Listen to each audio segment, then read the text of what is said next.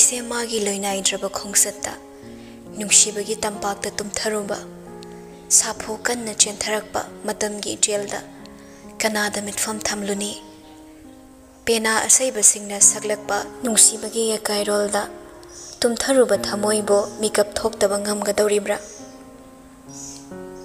ꯑꯁꯤꯒꯨꯝꯕ ꯅꯨꯃꯤꯠ ꯑꯃ ꯂꯥꯛꯀꯅꯤ ꯍꯥꯏꯕ ꯈꯪꯅ ꯈꯪꯅ ꯀꯔꯤꯒꯤ ꯁꯦꯝ ꯁꯥꯍꯧꯗꯕꯅꯣ ꯃꯃꯥꯡꯉꯩꯒꯤ ꯃꯇꯝ ꯑꯣꯏꯔꯝꯂꯗꯤ ꯀꯔꯤꯒꯤ ꯃꯆꯤ ꯃꯆꯤ ꯎꯡꯗꯨꯅ ꯂꯩꯔꯨꯅꯤ ꯃꯁꯥꯅ ꯌꯥꯝꯅ ꯆꯪꯁꯤꯟꯖꯔꯨꯕ ꯂꯝꯕꯤ ꯑꯁꯦ ꯑꯆꯨꯝꯕꯔ ꯍꯥꯏꯕ ꯋꯥꯍꯪ ꯑꯃ ꯇꯠꯇꯅ ꯍꯪꯖꯕ ꯍꯧꯔꯛꯂꯤꯕꯁꯤ ꯀꯔꯤ ꯃꯔꯝ ꯂꯩꯕꯅꯅꯣ ꯍꯥꯏꯐꯝ ꯇꯧꯐꯝ ꯈꯪꯗꯕ ꯑꯣꯏ ꯌꯦꯠ ꯍꯥꯏꯔꯛꯄ ꯋꯥꯈꯜꯗ ꯄꯣꯊꯥꯐꯝ ꯊꯤꯕ ꯋꯥꯔꯛꯂꯦ ꯑꯊꯦꯡꯕ ꯅꯨꯃꯤꯗꯥꯡꯒꯤ ꯃꯇꯝꯁꯨ ꯊꯦꯡꯖꯤꯜꯂꯛꯇ꯭ꯔꯦ ꯋꯥꯈꯜꯗ ꯃꯤꯅ ꯌꯥꯌꯥ ꯂꯥꯡꯂꯕ ꯅꯨꯡꯊꯤꯜꯒꯤ ꯃꯇꯧꯒꯨꯝ ꯐꯥꯎꯍꯜꯂꯤ ꯃꯥꯒꯤ ꯑꯣꯏꯅ ꯊꯥꯔꯤꯕ ꯁꯣꯐꯥꯗꯨꯗ ꯃꯊꯟꯗ ꯇꯔꯛ ꯇꯔꯛ ꯐꯝꯂꯒ ꯂꯩ ꯃꯔꯨꯞ ꯑꯃ ꯂꯩꯗꯨꯅ ꯑꯋꯥ ꯅꯨꯡꯉꯥꯏ ꯇꯝꯂꯨꯅꯤ ꯍꯥꯏꯕ ꯂꯩꯇꯦ ꯀꯔꯤꯒꯨꯝꯕ ꯃꯤꯆꯝ ꯑꯃ ꯑꯣꯏꯔꯝꯂꯕꯗꯤ ꯃꯥꯒꯤ ꯑꯅꯤꯡꯕ ꯑꯄꯥꯝꯕ ꯇꯝꯊꯣꯛꯂꯨꯕꯗ ꯑꯔꯥꯏꯕꯅꯤ ꯑꯗꯨꯕꯨ ꯃꯤꯕꯨ ꯊꯥꯖꯕ ꯌꯥꯗꯦ ꯍꯥꯏꯕ ꯄꯜ ꯑꯃꯅ ꯅꯤꯡꯊꯦꯝ ꯃꯆꯥ ꯑꯣꯏꯔꯝꯕꯅ ꯑꯅꯤꯡꯕ ꯑꯄꯥꯝꯕ ꯈꯨꯗꯤꯡꯃꯛ ꯊꯃꯣꯏꯒꯤ ꯎꯄꯨꯗ ꯆꯦꯠꯅꯁꯨ ꯂꯣꯟꯁꯤꯜꯂꯒ ꯊꯝꯃꯤ ꯃꯈꯨꯠꯇ ꯄꯥꯏꯔꯤꯕ ꯔꯨꯃꯥꯜꯗꯣ ꯑꯃꯨꯛ ꯄꯥꯏꯁꯤꯟ ꯑꯃꯨꯛ ꯍꯥꯡꯗꯣꯛ ꯇꯞꯅ ꯇꯞꯅ ꯁꯥꯟꯅꯔꯒ ꯌꯦꯡꯂꯤ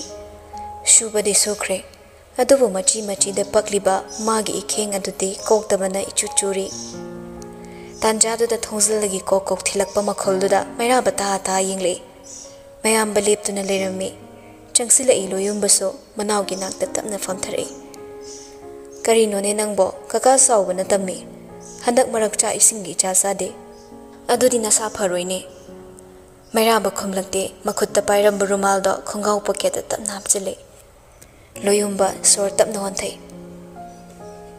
ꯂꯨꯍꯣꯡꯕꯒꯤ ꯃꯇꯝꯁꯦ ꯑꯁꯨꯛ ꯊꯨꯅ ꯂꯦꯞꯁꯤꯜꯂꯛꯀꯅꯤ ꯍꯥꯏꯕ ꯈꯪꯂꯨꯗꯕꯅꯤ ꯑꯗꯨꯕꯨ ꯁꯤ ꯍꯥꯏꯔꯦ ꯍꯥꯏꯅꯅꯦ ꯃꯇꯝ ꯆꯥꯗꯦ ꯍꯥꯏꯕꯗꯤ ꯅꯠꯇꯦ ꯑꯩꯁꯨ ꯅꯪꯅ ꯃꯥꯏꯄꯨꯅꯅ ꯍꯣꯠꯅꯍꯧꯕꯗꯨ ꯄꯥꯝꯃꯤ ꯅꯪꯅ ꯌꯨꯝꯀꯩ ꯄꯥꯜꯂꯒ ꯌꯨꯝꯂꯦꯞ ꯆꯥꯔ ꯂꯤꯡꯗ꯭ꯔꯤ ꯐꯥꯎꯕꯗꯤ ꯑꯩꯅ ꯁꯦꯟꯅꯒꯅꯤ ꯈꯟꯗꯅ ꯂꯩꯕꯅꯤ ꯂꯨꯍꯣꯡꯕ ꯍꯦꯛ ꯂꯣꯏꯕꯒ ꯑꯩꯁꯨ ꯅꯪꯉꯣꯟꯗ ꯄꯨꯝꯅꯃꯛ ꯁꯤꯟꯅꯔꯒꯦ ꯂꯦꯞꯂꯦ ꯅꯍꯥꯟ ꯃꯈꯩ ꯑꯣꯏꯔꯕꯗꯤ ꯋꯥꯐꯝꯗꯣ ꯍꯔꯥꯎꯒꯅꯤ ꯃꯥꯒꯤ ꯑꯍꯦꯟꯕ ꯄꯥꯝꯕ ꯄꯦꯟꯕ ꯅꯥꯏꯗꯕ ꯂꯝꯆꯠꯅ ꯃꯥꯕꯨ ꯅꯣꯛꯍꯟꯒꯅꯤ ꯑꯗꯨꯕꯨ ꯃꯥꯏꯊꯣꯡ ꯑꯃꯗꯤ ꯊꯃꯣꯏꯗ ꯍꯔꯥꯎꯗꯦ ꯍꯔꯥꯎꯒꯦ ꯈꯟꯕꯁꯨ ꯉꯝꯗ꯭ꯔꯦ ꯍꯥꯏꯔꯛꯏ ꯇꯟꯅ ꯍꯧꯖꯤꯛ ꯂꯨꯍꯣꯡꯕꯒꯤ ꯃꯇꯝꯗꯤ ꯅꯠꯇꯕꯅꯤ ꯊꯕꯛ ꯌꯥꯝ ꯆꯤꯟꯅꯔꯤ ꯑꯃꯁꯨ ꯁꯤꯒꯨꯝꯕ ꯊꯧꯗꯣꯛ ꯋꯥꯊꯣꯛꯁꯦ ꯀꯌꯥ ꯌꯥꯎꯅꯤꯡꯂꯣꯏ ꯏꯉꯥ ꯏꯉꯦꯟ ꯅꯣꯡ ꯆꯤꯡꯒꯤ ꯐꯤꯕꯝꯁꯨ ꯐꯠꯇꯦ ꯂꯣꯌꯨꯝꯕ ꯃꯅꯥꯎꯗ ꯃꯨꯟꯅ ꯌꯦꯡꯉꯤ ꯄꯥꯎꯈꯨꯝꯗꯨ ꯅꯍꯥꯟ ꯃꯈꯩꯗ ꯃꯥꯟꯅꯗꯦ ꯃꯃꯥꯡꯉꯩ ꯑꯣꯏꯔꯕꯗꯤ ꯏꯔꯥꯏ ꯂꯥꯏꯅ ꯍꯥꯏꯔꯛꯀꯅꯤ ꯅꯣꯏꯅ ꯊꯣꯛꯄ ꯁꯤꯜꯂꯨ ꯑꯩ ꯁꯤꯟꯕ ꯌꯥꯎꯍꯟꯒꯅꯨ ꯑꯩ ꯊꯕꯛ ꯆꯤꯜꯂꯤ ꯃꯁꯤ ꯃꯅꯥꯎꯒꯤ ꯋꯥꯍꯩꯅꯤ ꯀꯣꯏꯊꯣꯛ ꯀꯣꯏꯁꯤꯟ ꯇꯧꯕ ꯀꯥꯟꯅꯗꯦ ꯈꯟꯅ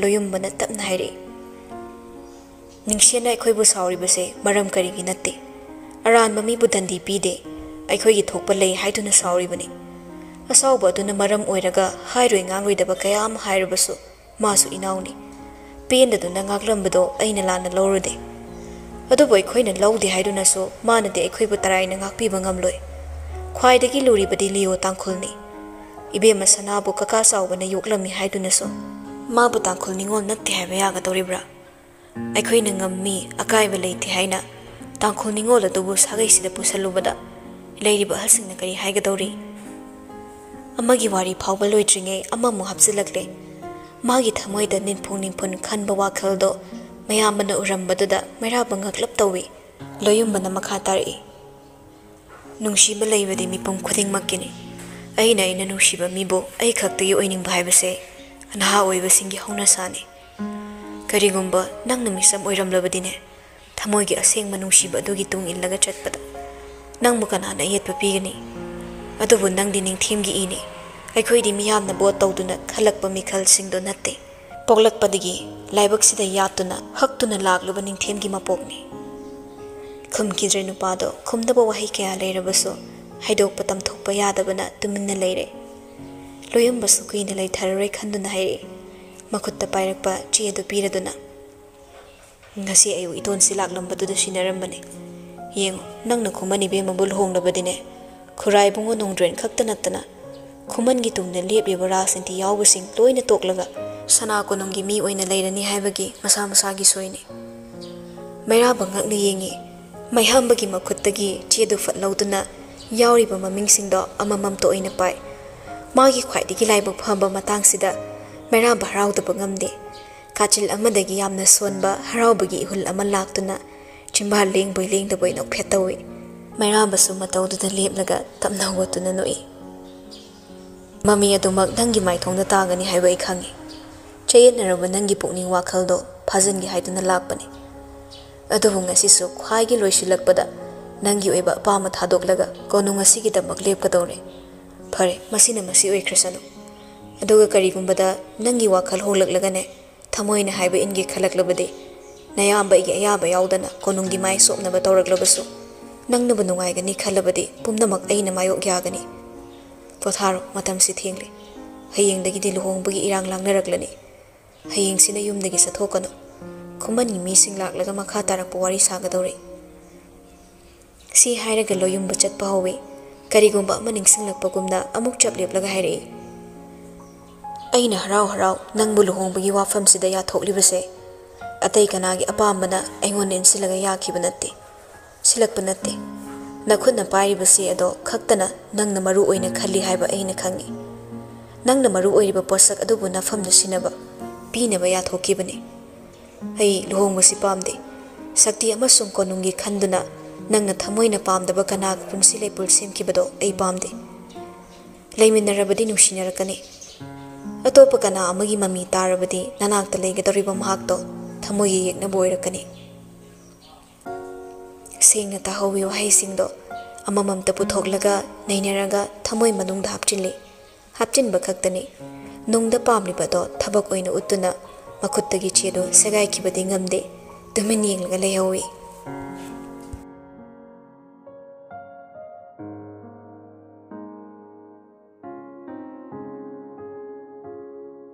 thorakanu yade gorode poduna lai numit ama matamgi soifadraba iselda tawthari punsina kauksingum akauk pare challaroidaba nungsibagi yaklaba mahauna thamoi layum tariyetta chuduna mami ta kiba haidoktabana wahanba tamthoktabana kaphanba nungsi haiba khanglabasu thamoi khaktana khangjaba humlakpa malangi sahumda yaurakpa chingi malika leinamna khwang koiduna yelakpada ningsinglakpani tamkhiga tawraba nungsiba mabo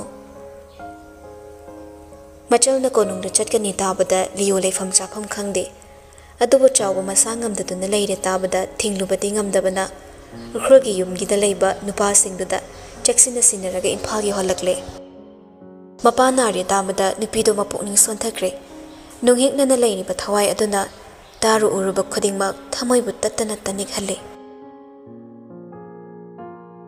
chawbadu hiptuna leirammi ningsengi yum adubudi maphamsina hina laisagi maphamdadi khulhoizaribani mana khangsabi jaga amadagi prabab changlai manungda telephone da masangamde ta haikibada mangda leplabasida chawba ingangang thawgalai hai sana karinu tawraklibaside nangmu kanaga laklibano nabungna thilakpro laisa mapada sauna yenglaga prabab changsilaktuna phamung machida kit phamthai aina nahan haidraba ukhrolda leiba talasu imphagi yumda leisena babana sakhangna handapanina masaksu khangde adoirasu khunda chatlaga ninega chichega da lobiru seba makhoi su punna leirese haraga babana sum yadaba natro chawbunu e makhoi di ingna leiba pamani swagi langbase heinaroini nangbo aduga aisune gyan hek tarakpadagi leiraklaba aina konungasibu karamna tarai tarai thadokani nangi kaisu su tobidaba miwina su thabidaba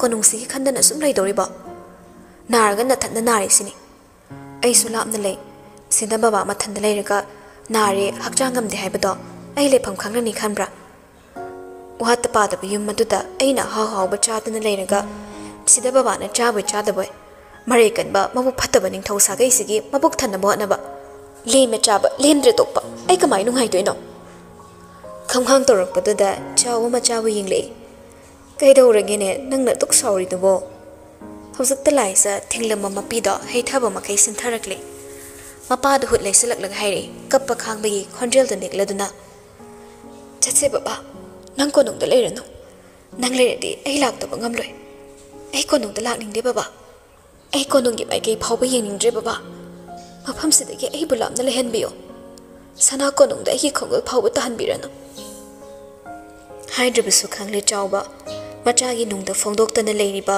awabado ure ma khangle adu machani haiduna su mana silluba yaba matang oidre adu makbo machagi pi ubada chawba thamoidu son son thai aningba apamba khuding thonghaning le madogi apambado siraba suliona yarare haiba khangi adabu lumlaba machagi awabado khasiktang oirabasu koklabadi khanna hairi kanadaba wado nganganu sana sirabasu aidi konungsida siragadabani yengoi ipawa haige aigidi khallun ngasaidagi nane lalita changaklagane awad apa hangduna leiri aigi karisu wate ipagi meetingda manawai bungona khoi ani dine maru kumluna loineido mana saba thakpa mapung pharaktribase kuire luhongbagi matam suleplabani arembada masa sonthakrabadine pharak tagani nangna mukta haiduna pisabiram laisa mapada yaningdana yingle migi mateng pangmani khando chadre thaktre harabasu sanakhya ibungona kari haiba ngamluni sanakhya ibe masu madumungai chade haibadu khakta nakongna tasilaga tokpani ngarang su chade ngasi su saki de hai chak oina sadrabasune thakpa yaba karino naneda semhalaga nangamukta haiduna yenglamu anaba baba na migi tamak waba matamla chaba chadaba mado makhoi mathaune akhoi gi thongnate chawba marau leine yenglamlaga itap tapna khumlei chaloi bema oidaba ngangduna ne nasana nasaba wahanjagano waroi potpubagi matangda konunggi halsingna wa khanagani haidana ne kumangi mising lakadawri makhoi lakrabadi thaba ichinchinaраklani chalo nangna lai ngesida karino haiba yaba hairamu nakhoi gi manaw ibungo se angangni nahani masu miyoibani thamoy amadi palibani adogumna aram khawrang basu phawramgani wakhalna lumthaduna chaningdribani haizaribani chinda chade haibado nungaitaba phawi ngarang to ina tuna leiramba mahakna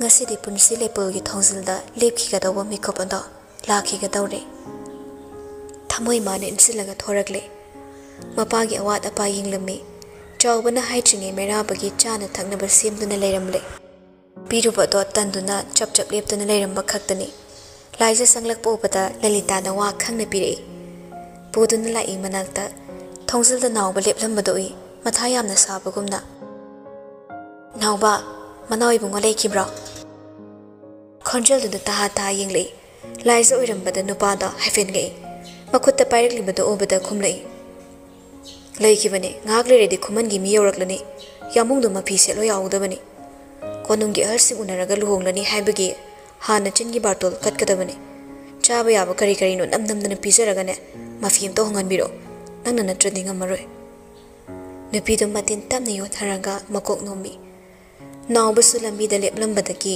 chathoklaga laisagi changphampi thongzilda sur amuktang hondoklamlaga changakle mayai kado lalaga lakpada table da chana basingno thamlammi madu kanthoklaga leiba ka adomda yenglaga changlakpani thongzil yobaga chaplepi leirammi chawridu da famlaga table da khoning na sauduna khutsa da laibakta takduna mi leibagi sahumdu da meraba sugeng yengdana haire khondu iwa warapna nawba ithanda ngak ta legi habasi kyara khanna hayoge chalo egi nakta kanam thasilakano nupido khumde leplibado machi sunengde kari su khumlaktaba handuna su chatkidabadu meraba saurangna na leiduna yengle adubu saktam do ubada naksinaramba pisumani da lapthokne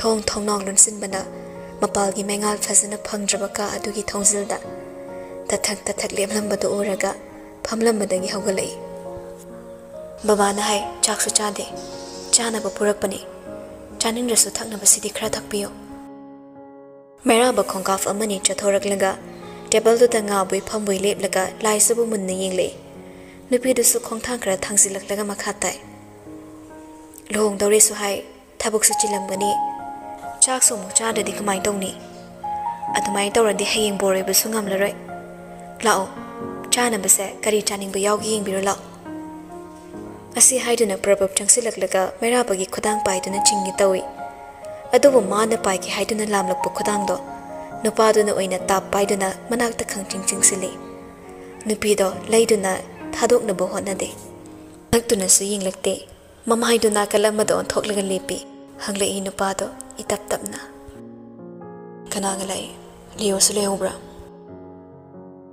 Liza Makok Tamna Hai. Nakong to Dinaribra, Dakfamdi. Naba Pare, Nungti Hidak Jai. Matamgi Matong Ina, Dakpam Sisokok Jakini. Ngasi Luhomba Kamaridra. Tazadana, Tablam Nahairak Bohaido, Tamoy the Yakre. Sauduna Mapamdo in an Inlak Behuldo, Namtabo in a Liza. Mamit Tapno Shilaga, Makok to not yet Hire. Kamaroy. Mamang the Su, Sanaka Magito in the Nakamani. And you eba Bamana. Manawi Bungogi Luhong Basida. I had upon pinning Bagimo Laisade. Naside Kamaroy. Nungshiva Highway Huldo. A yanning Bapama Kudding Maki. Quiet on the Tamgani Haikibado, Nushin Libra. Liza Makok up the no me. Nasiso Eigi Philip home belate.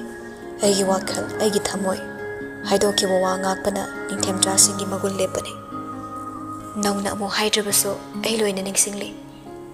Nang Muningsing never, Nang Mutan of Hibanate. Isana Isada Ningsing Hanbane. Eigi Matochin Mawakal Sina. Hidoki Wawa, Hehe Kawagum Natarok Pasida. Itanda Ningsing Javani. Hozakta the Liza, Mamon Nongli. Kahina thought Paming Mamai Tong ut Paiza Drabaso. Masana Marom do Mikup to the Inong no Tok Savani. Achumbane. Manawi Bongodi, Matuna Pakje. Aina Soibani. Aigi meeting a Soirubani. Hondong Kulda. Aiga Hing Misa Kamina Kiba. Manawi Bongogi Saktamdo, Paksade. Ining Tokea Hokre. Tauna Pabaning Tem Singi. Wari Symbol Takre. Adobo Manawi Bongogumna. Konong Sibuning Baning Tem Jadi. Aigi Famda. Nang na Hanmani. Konong Shina Kompam Jena Lepa Ibami. Problem or Payaba Tabak Natraga, Maramamada. Aina Jongsilaga Lepangamloy. Aigi Soiba Amana, Sana Konumbo, Mina Antana Ying Nava Tabak Ainisiloi. Konong Sigidama Apam Batanate, Tawaisika Loharbaso, aging Nabalete. Madusuna Sana Nasaba Nixing Halibra. Maraba Makok Tap Nairi. Nate, Nang Mutahanmani, Nang on the Hayi Kana Haibani. Aina Kanglubagi Matauta the Bawahidi, Karigi Haibiribano. Aina Kampam Tokte, Aibanangi Kanano. Marava Kumlakte, Mabo Waroni Ying Liba, my tongue to the Tumin Ying Legale. Maho Sagum is so lang Kidraba, Nupa to him my tongue dona. Haining Bakaya, Hidokana from Libado, Yemangal Traduna, Liza Makuto Tado, Habagum Ingitawi.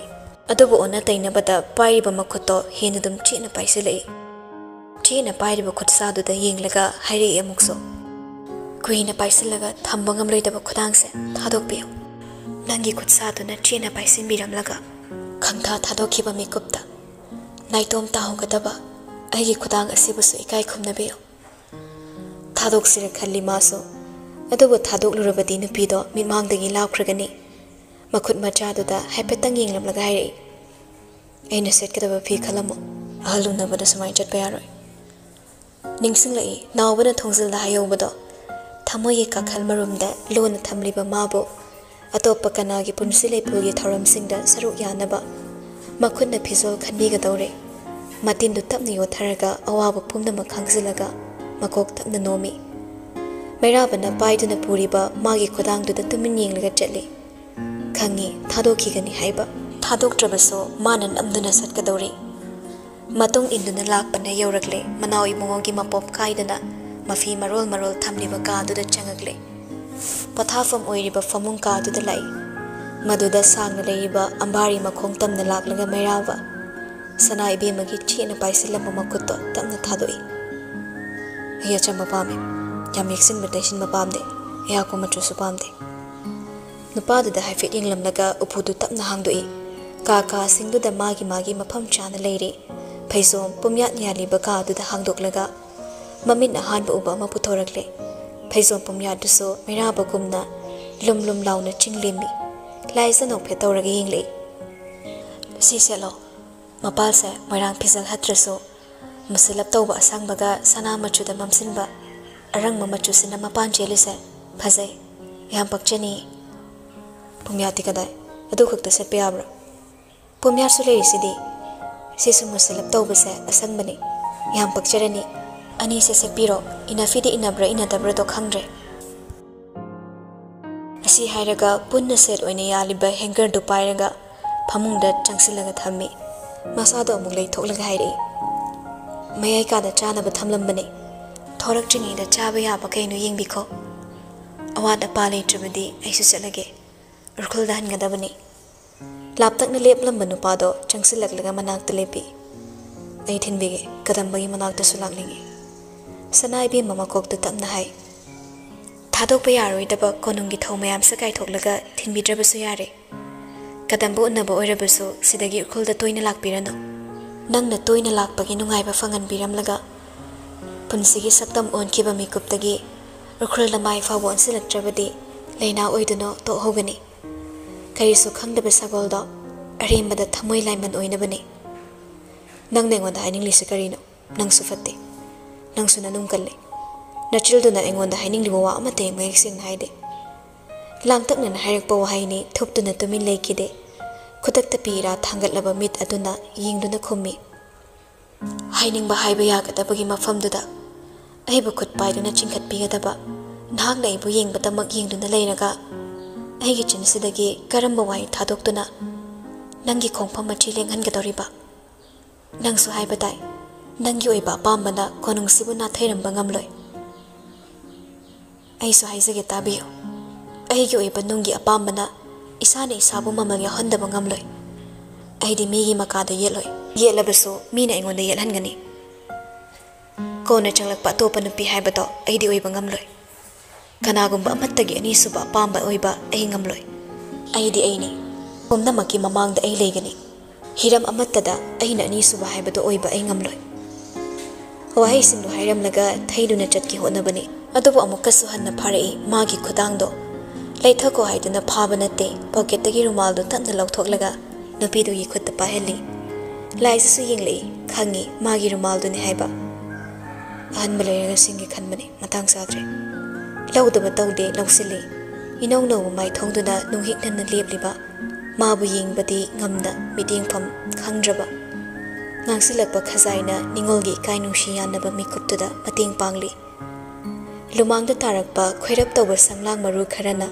ꯃꯥꯂꯪꯒꯤ ꯑꯇꯞꯄꯗ ꯁꯥꯍꯨꯝꯗ ꯃꯥꯏꯊꯣꯡꯗ ꯆꯈꯥꯏꯔꯛꯅꯕ ꯍꯣꯠꯅꯔꯤꯕꯗꯨ ꯎꯕꯗ ꯃꯩꯔꯥꯕ ꯋꯥꯈꯜ ꯏꯈꯟ ꯈꯟꯊꯍꯧꯗ ꯃꯈꯨꯠꯅ ꯄꯥꯏꯗꯨꯅ ꯍꯥꯏꯒꯠꯂꯨꯏ ꯅꯥꯔꯣꯝꯗ ꯇꯞꯅ ꯌꯦꯞꯁꯤꯜꯂꯤ ꯅꯨꯄꯤꯗꯨꯁꯨ ꯌꯦꯡꯂꯛꯏ ꯑꯁꯥꯎꯕ ꯅꯤꯡꯉꯥꯏ ꯁꯪꯗꯥꯅꯕ ꯑꯣꯟꯁꯤꯟꯅꯗꯨꯅ ꯃꯔꯩ ꯇꯧꯅꯕꯅ ꯁꯦꯝꯈꯤꯕ ꯊꯃꯣꯏꯒꯤ ꯃꯨꯁꯤ ꯃꯨꯁꯤ ꯏꯍꯨꯜ ꯑꯗꯣ ꯃꯀꯥ ꯐꯣꯡꯅ ꯁꯥꯐꯣꯡꯂꯛꯇ꯭ꯔꯤꯉꯩ ꯃꯤꯠꯌꯦꯡꯗꯨ ꯊꯩꯗꯣꯛꯏ ꯃꯩꯔꯥꯕꯅ ꯄꯥꯏꯔꯤꯕ ꯈꯨꯗꯥꯡꯗꯨ ꯂꯩꯗꯨꯅ ꯆꯠꯂꯒ ꯅꯛꯁꯤꯟꯅꯔꯤꯕ ꯃꯁꯥꯗꯨ ꯂꯥꯞꯊꯣꯛꯏ ꯃꯥꯕꯨ ꯊꯩꯗꯨꯅ ꯆꯠꯀꯦ ꯍꯦꯛ ꯇꯧꯕꯒ ꯊꯣꯡꯖꯤꯜꯂꯇꯣ ꯂꯦꯞꯂꯝꯕꯗꯨ ꯎꯕꯗ ꯂꯥꯏꯖ ꯈꯣꯡꯊꯥꯡ ꯆꯞ ꯂꯦꯞꯄꯤ ꯃꯩꯔꯥꯕꯁꯨ ꯀꯔꯤ ꯇꯧꯔꯕꯅꯣ ꯈꯟꯅ ꯌꯦꯡꯂꯛꯄꯗ ꯎꯔꯦ ꯁꯛꯇꯝ ꯑꯃꯗ ꯃꯈꯣꯏꯕꯨ ꯌꯦꯡꯗꯨꯅ ꯂꯦꯞꯂꯝꯕꯗꯣ ꯇꯣꯟꯒꯤ ꯃꯤꯠꯌꯦꯡꯗꯨ ꯃꯩꯔꯥꯕꯗ ꯅꯠꯇꯦ ꯅꯥꯀꯟꯗ ꯂꯦꯞꯂꯤꯕ ꯅꯨꯄꯤꯗꯨꯗꯅꯤ ꯑꯅꯤꯗꯨꯁꯨ ꯃꯥꯕꯨ ꯌꯦꯡꯗꯨꯅ ꯂꯩꯕꯗꯨ ꯎꯕꯗ ꯄ꯭ꯔꯕꯞ ꯆꯪꯁꯤꯜꯂꯛꯏ ꯃꯅꯥꯛꯇ ꯃꯩꯔꯥꯕꯗ ꯍꯟꯅ ꯌꯦꯡꯗꯦ ꯁꯅꯥꯏꯕꯦꯝꯃꯒꯤ ꯃꯥꯡꯗ ꯆꯞ ꯂꯦꯞꯄꯤ ꯅꯪꯅ ꯑꯣꯏꯅꯤꯡꯕ ꯏꯃꯨꯡꯒꯤ ꯃꯆꯥ ꯑꯣꯏꯔꯕꯁꯨ ꯑꯩꯅ ꯀꯤꯒꯗꯕ ꯂꯩꯇꯦ ꯉꯁꯤꯅ ꯉꯁꯤ ꯑꯣꯏꯈ꯭ꯔꯕꯁꯨ ꯂꯨꯍꯣꯡꯕ ꯍꯌꯦꯡꯗ ꯉꯥꯏꯔꯕ ꯅꯨꯄꯥ ꯑꯃꯒꯤ ꯀꯥꯗ ꯀꯨꯁꯤ ꯇꯧꯗꯨꯅ ꯄꯛꯆꯪ ꯆꯪꯕꯁꯦ ꯌꯥꯝ ꯍꯧꯅꯗꯦ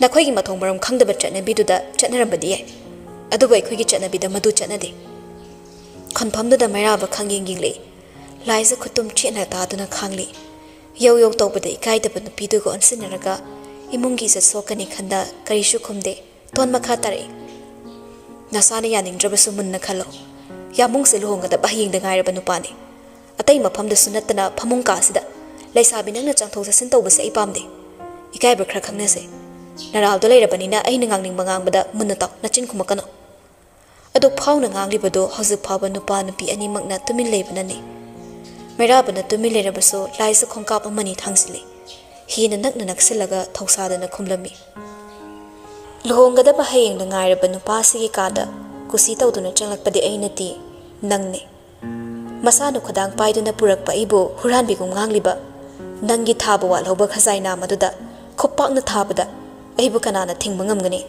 ꯅꯪꯅ ꯇꯧꯈꯤꯕꯁꯤꯡꯗꯨ ꯅꯤꯡꯁꯤꯡꯂꯒ ꯅꯪꯕꯨ ꯃꯐꯝꯁꯤꯗ ꯊꯥꯡꯅ ꯊꯤꯟꯗꯨꯅ ꯍꯥꯠꯂꯕꯁꯨ ꯅꯕꯨꯡꯉꯣꯁꯤꯅ ꯅꯪꯉꯣꯟꯗ ꯀꯔꯤ ꯇꯧꯕ ꯉꯝꯕꯒꯦ ꯌꯦꯡꯁꯤꯔꯣ ꯌꯦꯡꯅꯤꯡꯂꯨꯅꯨ ꯅꯊꯃꯣꯏ ꯀꯥꯏꯔꯒ ꯇꯣꯛꯀꯅꯤ ꯍꯥꯏꯔꯝꯂꯒ ꯆꯠꯈ꯭ꯔꯦ ꯅꯨꯄꯤꯗꯣ ꯀꯅꯥꯕꯨ ꯍꯟꯅ ꯌꯦꯡꯂꯝꯗꯦ ꯃꯤꯂꯨ ꯄꯤꯔꯥꯡꯁꯨ ꯁꯤꯟꯊꯔꯝꯗꯦ ꯃꯉꯥꯜ ꯂꯩꯅ ꯀꯥꯗꯨꯗꯒꯤ ꯊꯣꯛꯈꯤ ꯈꯨꯃꯟ ꯃꯍꯧꯁꯥꯒꯨꯝ ꯃꯥꯒꯤ ꯍꯧꯅꯕ ꯀꯞꯂꯒ ꯃꯩꯔꯥꯕꯗ ꯑꯣꯟꯁꯤꯜꯂꯛꯏ ꯌꯥꯃꯨꯡꯅ ꯇꯧꯔꯤꯁꯦ ꯀꯩꯅꯣ ꯑꯩ ꯌꯥꯝ ꯄꯦꯟꯗꯦ ꯑꯩꯒꯤ ꯀꯔꯤꯁꯨ ꯈꯟꯕꯤꯗꯕ ꯃꯥꯜꯂꯦ Mathong maram khangdaba nupisibu nanakta pangchangda changhanba. Asawbana on khalaklinge magi sursuneba khonjel taraga meraba sound ingle. Kaisuna taba wa machasida nangna wasa thokpa sa pamni sigayina. Ka sida chumna le minabasidi thamkro. Urkhulda ma ai leirubadu ka amatadane. Asok arengi wana tana. Phamung amada hingchupale minarapane. Masi makha haikhora. Mana inakta leibada ai thamoida fawkiba. Wakhalna khankiba pungna pamkiba hursindo. Makha tana haikhora. Nang taba ngamgadra. Kapliba khonjel du henzilakle minmangda tarang uri. Sandokna taktrabasu haidorakliba wahaiduna mabu yamna wahanba mikup amo helle. Taningda leblo haibagumna kaptana makok nakyet hairi. Wa ngang thokpada pal leiraba mairabani. Laisana thokiba maike adomda ngahak yenglamlaga sor tapna honthai. Hairi tonbu yenglaga.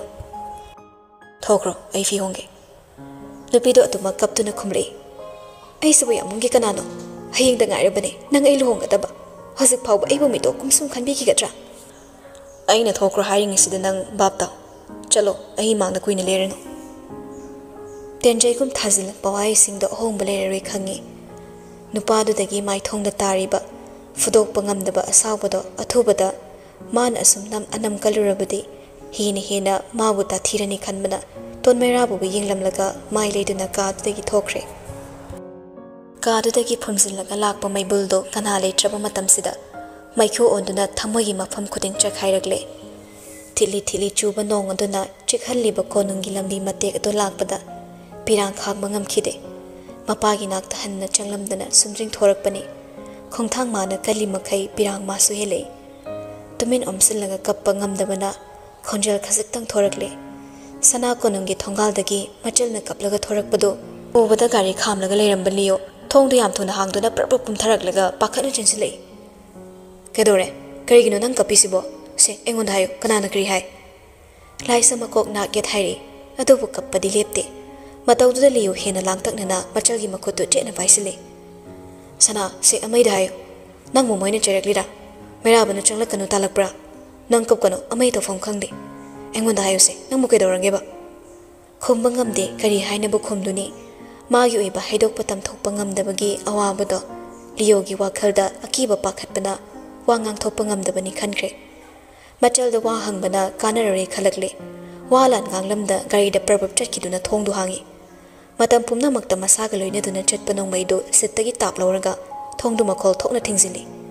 Konung tamna sumring sangkigi hotnariba khongthangdu ubata laisa kappadu chaplipnaga pakhatni liyogi khudang phai. Amai kaisu tawdi amai moina kaisu haidi. Yumda chase aibu kanamtana chaidi. Liyo yade aduba sawbadu phatharaga onsilaklaga machalbu pakhatanaba taplap hai. Se gari manungda irenjana famlamo. Makhoi bu ikut pena hatri makai ai pen ma ko balerai. Maramok pani sana gari da famlaga amai ngairamo. Si haiduna phingna chatki ge tawi. Adumna changkrabadi pumna mangmang le khangbana laisa mabung butungda ye khangkon konsilaklaga khongthangdu phai. Pinda ba pumba phudokladuna nunghikna na kaptuna hai. Amai yumda chatse. Yambung nei bu chaidi chalo haina su tandi. Aina kapningduna kappane. Yambung se mi ki oikrani khallobada. I am coming lure. Yam the same way. See the gate a nang hype illage. A may not the chalaning the kangna. I need the chat pusso chatlery. Sana konunda. I am Mukana chatlery. Cruel the same way. Maki manak jatse.